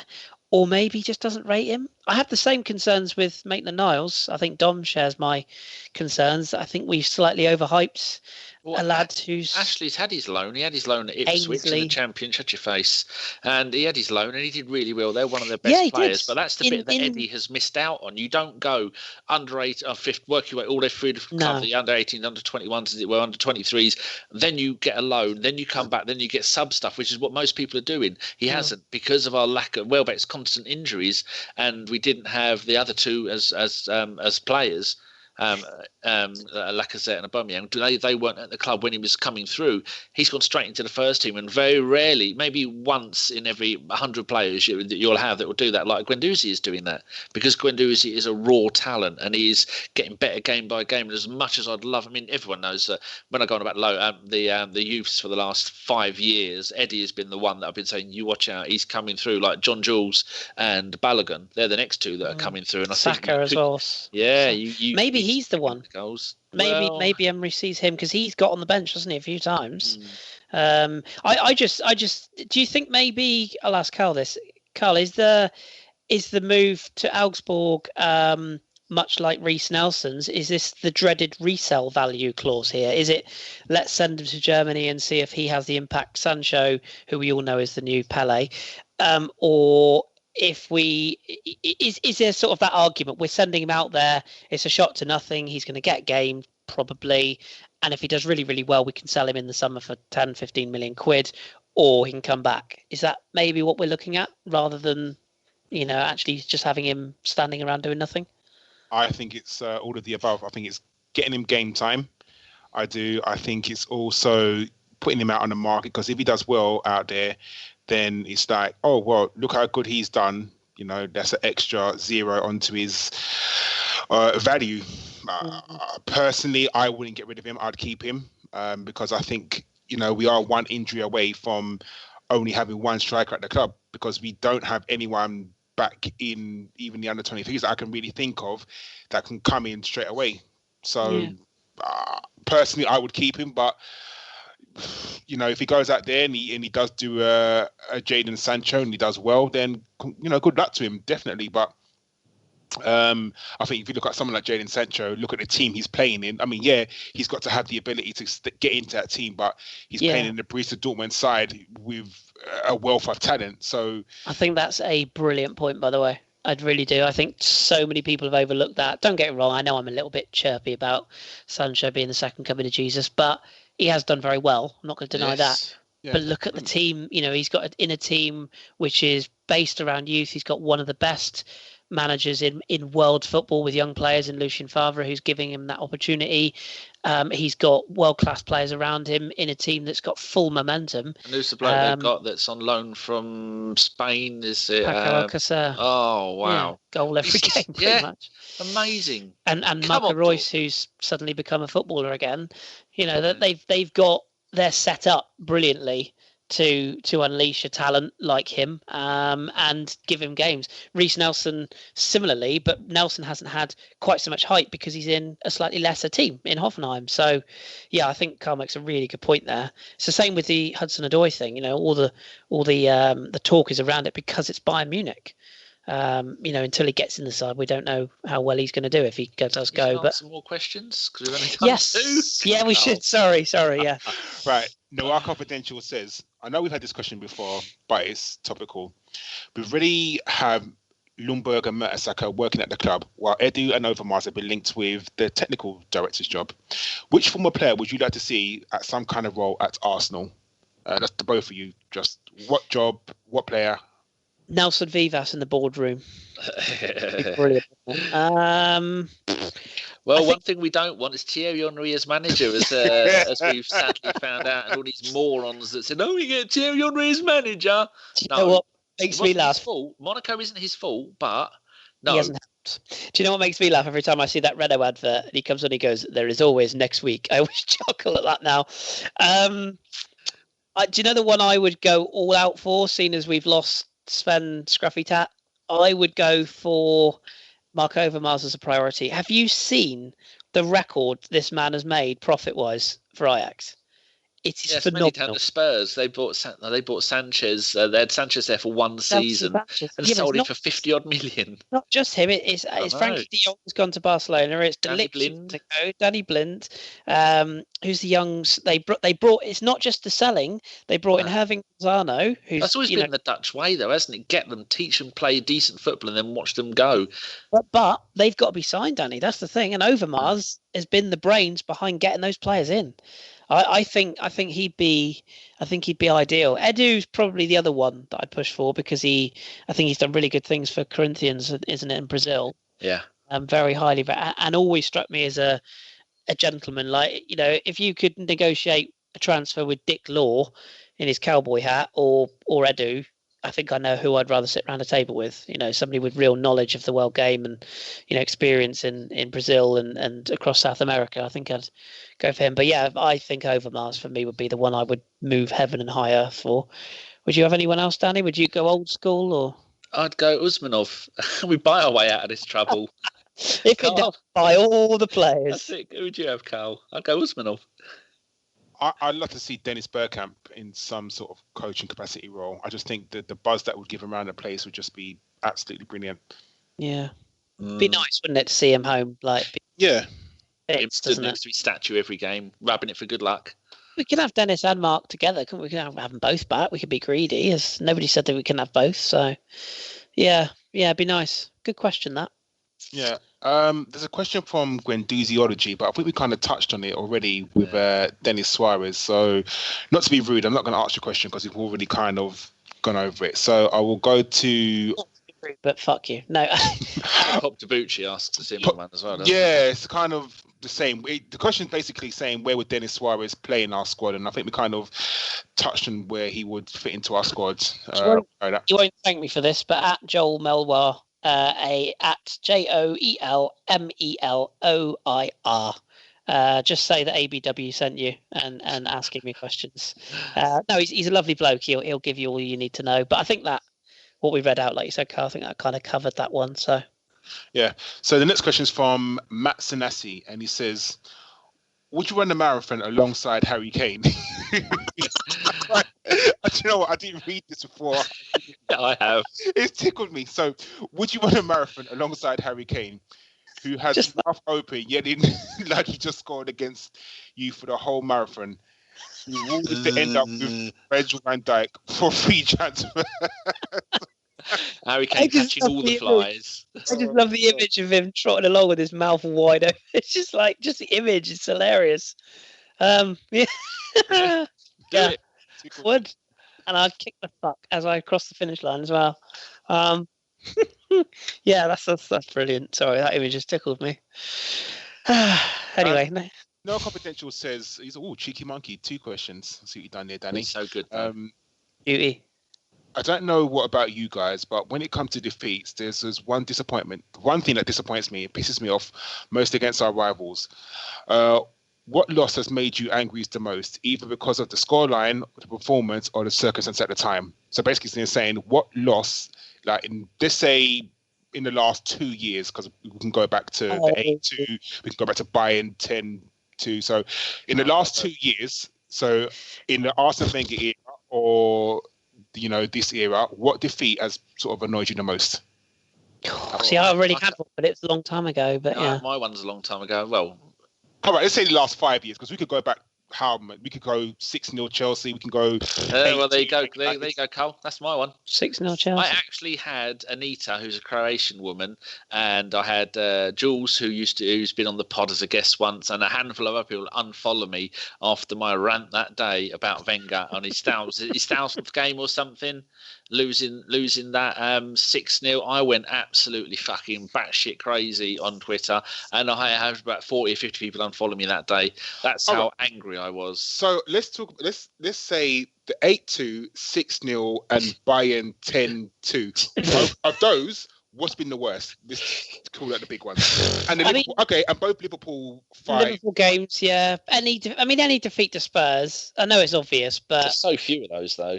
Yeah. Do you know? I don't think I could. I don't think I could condense it to one. But do you know the results that piss me off the most are the shitty away to Southampton, the shitty away to Bournemouth, the shitty. Do you know what I mean? Like those two, and it's not arrogant. Oh, we're Arsenal, we should fucking win, because I hate it when people say that. But it's the way we lose those games. I mean, that Southampton game, the Palace game. Southampton more than once. Yeah, it's just those shitty little teams. Sorry, Ross, if you're listening, you're not, but still, and we always seem to lose to the fuckers when they're at their worst. Like you said earlier, Carl. Oh, we need a result. Well, let's play Arsenal. That'll do it. Yeah, it's almost a guarantee. They're the results. Like I can put up with the odd ridiculous scoreline at Old Trafford or whatever, but it's those games. So I think I couldn't pinpoint one unless you wanted to go back, and the one that to this day, if I could rub my crystal ball, Wayne Bridge, Champions League, just that one game, because that season we could have won it all. I genuinely think we could have won it all that season. Do you know what? To this day, that still hurts me. And me. I can still remember, because we would have beat. I'm sorry, we definitely would have beat Valencia. Oh God, yeah, we'd won that Champions League. I think. Was it Valencia? Was it Valencia? I think in the semi-final. Was it for you? No, it was Valencia, wasn't it? It was beat Villarreal. Yeah, I think it was Valencia. And we would have beat Porto in the final. Yeah. Sorry, we would have. Like, fuck Jose, we would have fucking beat them. But I mean, I suppose you could also say the Champions League final is probably the other big one. It was Valencia, because I remember Morientes. Yes. Oh, yeah, it was. Yeah. Valencia. And they had that. What was that midfielder we were trying to sign back in that day? Pablo Aimar. He was brilliant, wasn't he? Jeez. Yeah, the midfield. I can't remember his bloody name. Spanish international, and he got the plane, didn't he? And then he changed his mind when he came over. But yeah, the other one, the Champions League final, that would be. Maybe if you could just take the red card from Seoul away. I'd love to have known how that game would have finished if we hadn't have.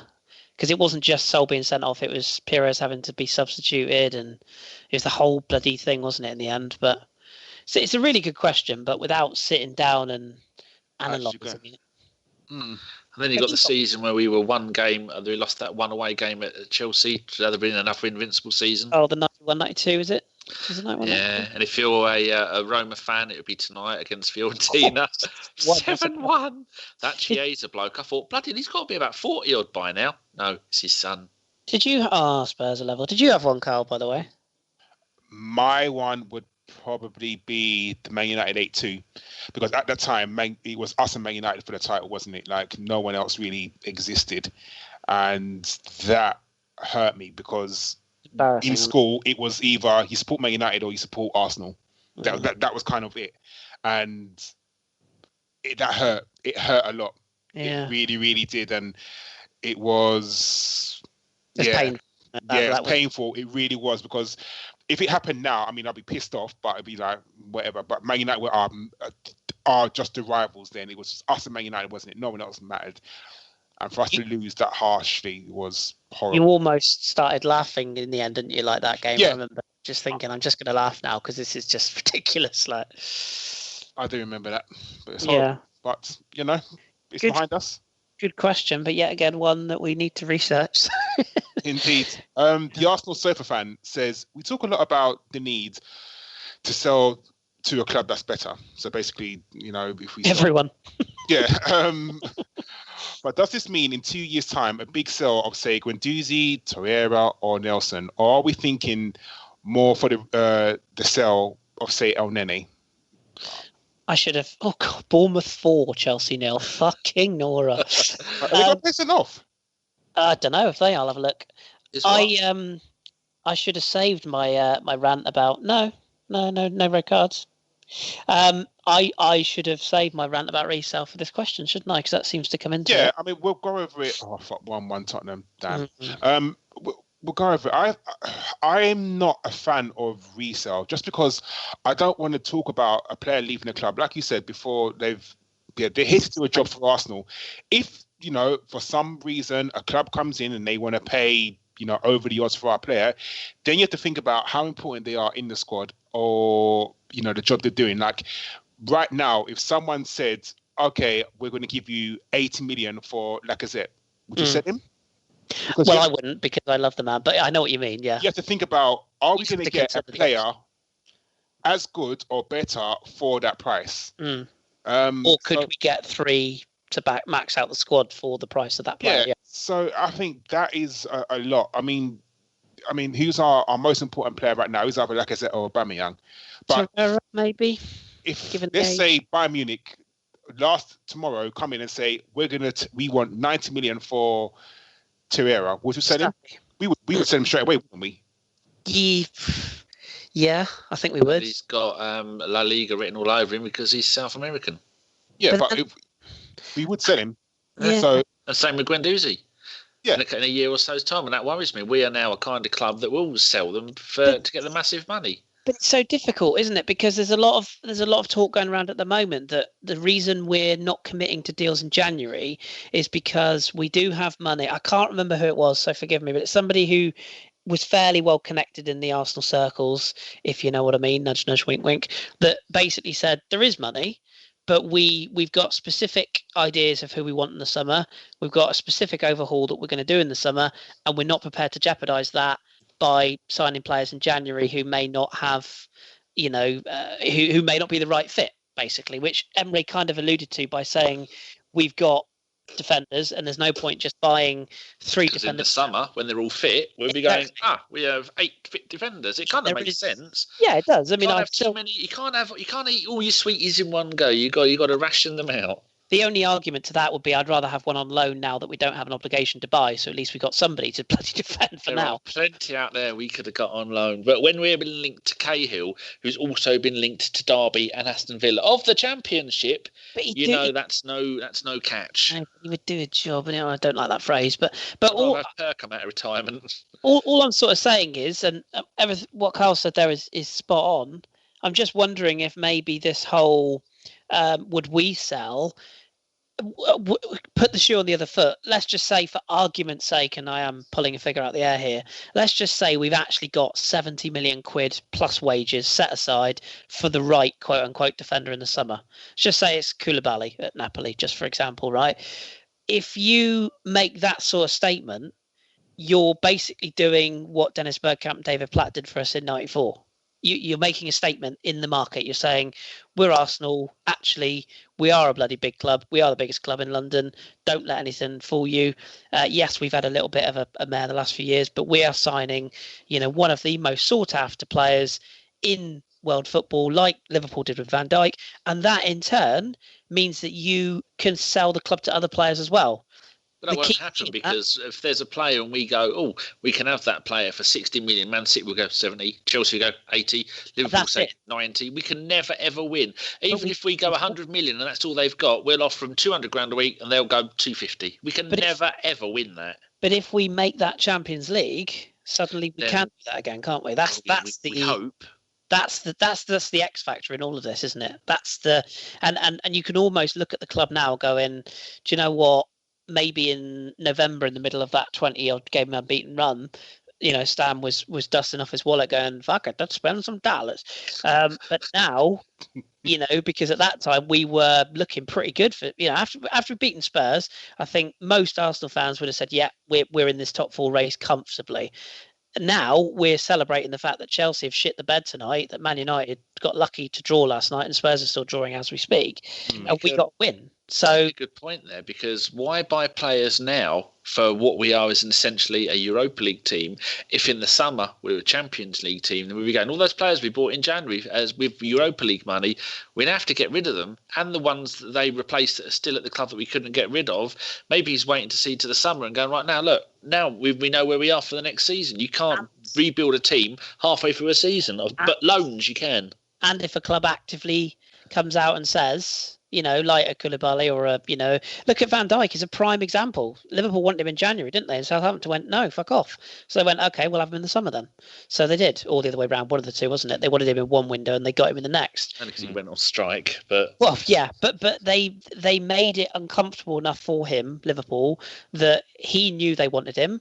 He was going to force that move. He was playing the bloody reserves. That we all knew it was going to happen, and he got his way. So I want to see us bring in bodies. I also want to see us use the youth academy more, because I don't think just signing players is the be all and end all, despite what Championship Manager and FIFA fans seem to think it is. But if the right player is available in the summer but not now, keep your powder dry. So. See, Chris, again, it's funny you should say that, because Josh Robinson's asked us a question about Mavropanos. And he says, do you agree that Mavropanos is the answer to all our problems? All the attributes to be a top centre back? No, I don't. Danny, do you? I'm not dissing the guy, but 60 was it 60? You said, Danny, 61 minutes. He's played 61 minutes since his injury for the under-23s when we beat Man City 5-1. It might be 71 minutes, it's 61 or 71, and he's not played for them since, because they play infrequently, and he's been on the bench for us 1 or 2 times and not had a game. If he was in the plans, he would have been brought on. I think he's in the plans. I mean as in plans for the next couple of games. Yeah, could have brought him on. Well, he was a sub against Cardiff. I mean, we could have brought him on at any point to replace Monreal or Mustafi, but we didn't. And normally when a player is in the manager's minds, they quickly need to get him back on the pitch, get him some minutes to get match sharp. You didn't bring him on. So I think he's a player that has a lot of upsides and a lot of potential. He's a good player. And as I say, you look at the pictures of him in training, it looks to me like he's filled out a lot since he's joined. He looks quite stocky. He looks like a bit of a unit. Socrates is the perfect, link in terms of the Greek element. That he'd be a perfect role model. He's got Per Mertesacker still at the club who can teach him a thing or two. In terms of the younger side of setup. But I just think to say he's the answer, I think it's classic Arsenal fans overrating a player that, let's be honest, we really know nothing about. I mean, I like to think of myself as a bit hipster, but I'd heard the name and that was it. I'd never seen him play before we signed him, and yet all of a sudden, 18 months later, everyone's saying he's the new bloody Maldini. I'm not sure. I don't think. What do you think, Carl? No, for God's sake! I know, Sorry. I know. Yeah, they have. Well. Yeah, they have. Fucking. Has that shitbag scored both? Lorente. No, I can't say what I want to say, but the other. Steve is saying it for you in the WhatsApp group. Indeed. I've never seen enough of Mavropanos to say that he's the answer. I think, he played a few games last season, and everyone thought he was the second coming of Van Dijk, or like you said, but no, he needs to play more. He's young and he's got time on his side. That's the thing. But at the moment, I'm not going to say he's the be all and end all, and I wouldn't want to put all our defensive hopes into him.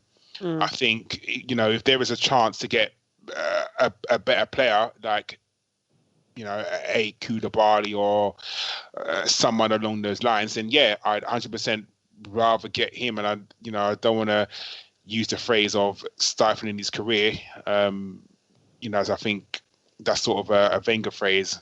He's got, like you said, he's got time as well, hasn't he? Because Koscielny's got one more year at most as a squad player. Mustafi will hopefully move on. Socrates is the wrong side of 30. Only holding in Chambers. He's with got him. time to coming back into the squad, and we're forgetting about Chambers as well.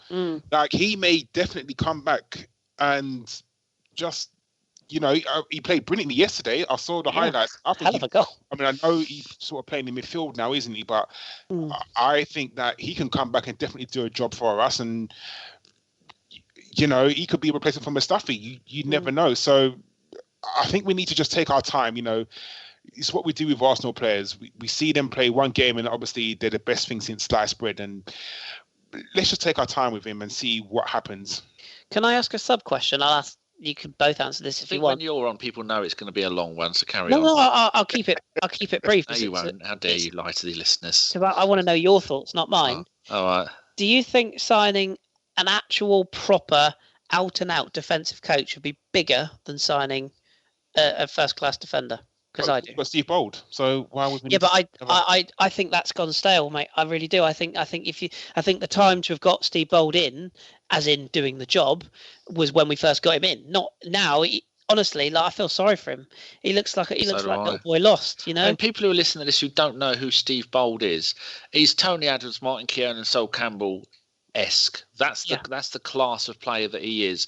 He was magnificent for the under-21s, and he worked his way up from the under-18s, I think. That bloke would go, if you had an all-time Arsenal 17, 11 plus 6, he would probably be very close to being in it. He is that good. He is on the list of players who should have played for England that never did, like Steve Bruce. They should have got games for England. That bloke was an absolute phenom when it came to winning our stuff back in the day. It was magnificent at corners. We were losing to Sampdoria in the Cup Winners' Cup. Yeah, 2 corners, scored from both. What got us through to the final? That bloke, when you see him, you should bow on. You should go on bended knee before him. That's how good of a player and a magnificent coach he is. And like Kris has said, he's gone stale, and he is probably just 300 grand a year, whatever he's on. He's probably just fucking kicking. Oh, I didn't mean to swear there, but probably just kicking his heels. He's never going to get used the way that he should be. That bloke's good enough to manage a team, I suppose, maybe championship team or something like that. And we all had high hopes for him. Yeah, we had high hopes for him. And he is an Arsenal man through and through. Got him from Stoke, but he is. It's much like Jenkinson. I feel a bit sad when people are mean about him and take the piss out of him for what he's doing. But I wonder about somebody like Martin Keown. I mean, don't get me wrong. I'm not suggesting he's media man now, isn't he? Yeah, he is, and I'm not suggesting the tired old argument of just wheel out a former professional, because the game is, make no mistake, the game has moved on since Martin Keown played in his day. You couldn't just bring him in and say, right, teach him how to defend how you did. But what you could do is, much like the goalkeeping coach, which, ask Steve what he thinks of that situation the last few years. What you can do is you can bring in a specialist coach like Martin Keown and just say, right, Martin, you can't teach Mustafi to 2-foot people into the stands like you did. But what you can do is teach them, literally go back to the basics. This is where you stand. What to look out for. This is how you put your body shape. This is how you kick Eden Hazard, slyly off the ball and get away with it. These are the dark arts that you can still get away with VAR. This is what you can't. These are the little things. And I just think, I don't know, I'm torn, because equally, if you bring in what you quote unquote a world-class finished article, then surely they bring on the players you've already got as well. But I don't know. Are any of our defenders that level at the moment? Not really. No, not one of them. No. See, we are a top 6 team in the Premier League. So defensively, yeah. So you'd like to think that at least one of our defenders would be world class, like 100%. That you think one of them is going to be absolutely brilliant. Now, do you think in our squad, what one of our defenders, our starting backline, all right, Bellerin probably would, but excluding Bellerin, what other top of our defenders would walk into a Man United, a Chelsea, Man City, or Liverpool? Not one of our defenders. Not one of them would get. Do they have them though? I was just thinking that. I was just going through in my mind. I'll definitely take Van Dijk. I'll definitely take Robinson from Liverpool. I would take. I know you wouldn't. I'll take John Stones from City. From Man United, I would take Barley. But would you class them as what we're saying? Would you say that world class? Lindelof, Smalling, Jones? I mean, none of Man United's defenders would get in. A Bayern Munich, a Paris Saint-Germain. Do you know what I mean? Van Dijk, I grudgingly agree, but even Man City's defenders, Kompany isn't the level. Well, I've never thought he was really. Otamendi is for me no better than Mustafi. Laporte is very decent, but doesn't get anywhere near the French national side. I don't know. I don't know. Can't class that as a barometer of how good you are. Well, no, that's true. Like I said, doesn't get into the squad. You know what I mean? He's good. So we haven't got a Varane or a Ramos or an Umtiti or another. Yeah. I don't know. I don't know. I wonder how many. Maybe we're missing the fact that there just aren't that many really world-class centre-backs in world football right now. I don't know. Well, tends to be strikers are the ones that are the main world-class and creative midfielders. There seems to be the ones that you would go, that's where the big money is going on, unless it's Van Dijk. Well, then maybe that goes back to what Kris said, that we need to coach these players to get better at what they are. Or at least competent at what they do. Yeah, not sliding around all the time. I was watching the Bobby Robson documentary last night, and although it goes back to the early noughties, he was saying that modern footballers, you can't teach them stuff if they don't want to learn. You can't tell them off. You can't tell them to do anything. Yeah. No, agreed. We should probably start to wrap things up, really, because I always wrap. How many questions did we get through? Can we maybe do just some quick fire ones to give the people that have taken the time out to ask us the questions? I'll say. Right. Quickly, this is from Tone. Quick yes or no. Would you take Pochettino as Arsenal manager if it's available? No, because he doesn't win trophies. He's been stained by that lot. No. Next. All right. Quickly, our defence is poor. And we need to sign centre halves, but should we sign wingers that can actually defend? So quickly, would you rather take wingers that can defend and go forward, or would you rather sign a world-class centre-back? 2 world-class centre-backs, sorry. Oh, I'd have one of each. Yeah, I'd go a left-sided wing back, or full-back, and that's from Nicky Wilson, this question, and a centre-back. If you get Nkunku, he'll work as hard going back as he will going forwards, by the way. I just chuck that in there for the record. Yes, and this one's for Kris. This is from the Gooners podcast. Mandy Rose or Liv Morgan? I'm much of a Liv Morgan man, he says. This is a wrestling question to those people who are going, what? Neither Ruby Riott. If you need to Google her, please feel free. But let's just say tattoos and tits. Thank you. All right, then. And another one from them. Dennis Suarez or Henrik Mkhitaryan? Which one? What? Well, we're going to have both. So, but if we're playing in the Europa League final, one place left, who'd you rather start? Mkhitaryan, proven quality. Yeah, I'd have to go Mkhitaryan because without him, we've lacked so much width. Haven't we? All those people slating him. How much creativity have we lost since he's not been in the side? That's all I'd say to that. Not just Ozil. Yes. Right, Kris, all yours. Oh, is that everything? Oh well. Bloody well done, that man. Sorry if people felt we bastardised your questions, but you know what it's like. We should just do a questions only podcast, shouldn't we? Are we doing Fife's Forum? Oh, bollocks. Yes, we are. What is it? It was, do you think we can make... Oh, don't use to say a word about this. Do you think we can make top 4 or win the Europa League or both and in brackets and possibly neither? There's 4 options for something. There's only 3 options. It's been pointed out to me. Mark Carlisle said, I don't think we are consistent enough for the league, so may have to look at the Europa League as our best option in brackets. At least we will pick up a trophy as well. The Goonies podcast said yes. Not sure. Probably. No Laguna says no reason why we can't do both. They are the only competitions we are in. Our goal remains simple: win as many games as possible. Eddie has proven thus far he ain't quite ready for the prime time. If either one gets injured, we'll revert to back up and play Xhaka up there. Jamie says, with a defence as bad as ours, I don't think we can do either. Unfortunately, don't even think about trying to disagree with me. Hashtag Mustafi out. Hashtag Jenkinson in. Noir Confidential. I think we will win the Europa League and get 4th. Spurs have a thin squad. Chelsea have problems with adapting to Sarri's style. That's before they lost 4-0 at Bournemouth. And I'm not convinced about Manuel's resurgence. While we might fuck up here and there, I think others will fuck up more often, as we've seen tonight. 2 more. Jimmy R. We can do either, provided we arrest the injury plague and rotate smartly. And if Mustafi could be less Mustafi-ish, it wouldn't hurt. Jimmy. And finally, Nicky Wilson.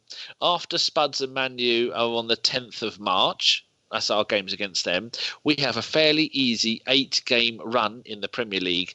If it's only a few points in it on top 4 is on. Emery's triple winner of the Europa League, so why not both? And someone pointed out, if we beat Man City on Saturday, we're only 3 points behind him in the league. Or was it 6 points behind? Yeah, well, I don't think we'll need to worry about that. Even I admire the optimism on that one, but stranger things have happened. But yeah, I don't think we'll have to worry about that too much. Isn't it Sunday, Man City? Is it Sunday? It's Sunday. But at least now we're in the top 4 because Chelsea took a hammering. Yeah, Chelsea shipped 4. Actually, we're now top 4. We've gone ahead on goal difference. He's in trouble. Yes. He's in trouble for his job, Surrey. I really think he's in trouble. They don't. I don't think he's. Yeah, I think that club's rotten again. Really do. Well, we've got the same goal difference as them because it was 17 and 21. We're now both 17. So if it goes head to head, we're above them in alphabetical order. They beat us 3-2, but we beat them 2-0. So either way, yes. Doesn't go in goal scored. I thought it goes. Fuck knows. I think it is level after that goes to goal scored. Yeah, we're ahead on 50 then because we're the worst team in the league, but we've got the 3rd best goals for. I thought you were going to say defence. No, we're slightly behind Huddersfield when it comes to best defence. Right, so we should move on to gentleman's nods, shouldn't we? Yeah, I haven't got one, so off you go. Well, I'm going to pick Matt Sanazzi. People, if you're listening to the pod and you've noticed we have a new intro, that's because the scumbags at YouTube keep demonetising our shows. It's cost us literally pounds and pence because Yeah, you get maybe a $1 for every 1,000 views or something. So we're not going to retire on that money. And yeah, so Matt went and made one. He's going to redo it because you can't hear Carl in the middle. We're going to stick Steve at the end saying something special. Maybe try and chuck something in of John and maybe a couple of the others. So maybe a little bit longer, 25 seconds. But yeah, Matt's done a really, we all loved it. Every single one of ABW loves it. And yeah, so I think it's at Matt, Sanasi, and see, he waited until I pronounced his name correctly because for the last 2 years I've been pronouncing it wrong. So cheers, Matt. That's brilliant. We love it. My other gentleman's nod goes to my mum, Moogie. She's 75 on Friday, and we're taking her out to Bella Italia in Huntingdon if you'd like to come along and pat Moogie on the head. Happy birthday, Moogie. Love you. Happy birthday. Sorry to give birth to Danny. Happy birthday. Cheers. I am going to go for Jimmy R. Everyone knows him. He's an American. Very, very good. He's a DCU_Gooner. Brilliant. Interacts all the time. And he's my shout out. And he's the one who said if Mustafi could be less Mustafi-ish. He's a top man, is our Jimmy, DC United fan as well. Yeah. I'm genuinely struggling to find people to shout, so I'm just going to shout names, really. Actually, I'll give it to Alonso Spencer. He's a good chap as Alonso. Yeah, always interactive. He's on the radio shows quite a lot, I've noticed recently, and he's a big fan of the Pirates, and he's a bloody nice bloke. So there you go, Alonso, you can have that one. And a gentle nod to my missus, whose birthday is on Friday, just because happy 50th. Yeah, and to my cat who threw up in his cat bed, which I bought brand new from the other day this morning. Cheers, Bob. That was delightful to wake up to this morning. Oh, I've got my cat's new cat beds as well. 11 quid each from Amazon. They're stunning. Ooh, beautiful, aren't they? He's sat in it now looking at me as if to say, and what? Human, clean up my sick. Yes, and do it now. Indeed. Right, shall we grind this freight train of carpenterisms to a halt? Yeah. Good. Oh, you went all quiet then, Danny. Have you fallen into a box? Oh, you can still hear me? Oh, sounded like you fell in a hole there. Oh. Camber hopelessness. Anyway, so... Oh, but Kris, just quickly... very quick. Just very quick. That's an oxymoron. What is it you need me to say so you can complete your bingo cards? Okay. Do you care about the money that Arsenal spend? Nah. So what? How would you phrase that? Don't care. Don't care. Okay. About what? Who's our best defender? Mavropanos. But who else is there? Who's his Greek fellow that's our best defender? Staphis Tavlaridis. Quality. Is Persic too old? Some would say that. Can Persic help us get the top four? Potentially. Have you had a gut full of people who have only seen a player 5 times on YouTube? Oh, I think we know the answer to that one. How would you link that?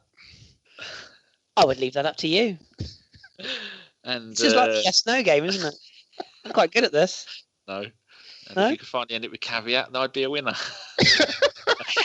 Well, They haven't won at their silly little game. You've said none of the things. Well done. Davies, I know what you're up to, and I'm not falling for it, nor you, Welsh. So back in your boxes. Haven't you two got radio shows to do? Get on with it, you mugs, honestly. So, that was a Caveat Wonderland podcast. Bingo! Bingo! Thank you so much for listening. And until tomorrow, when we sign all the players, keep it Arsenal. Night, night.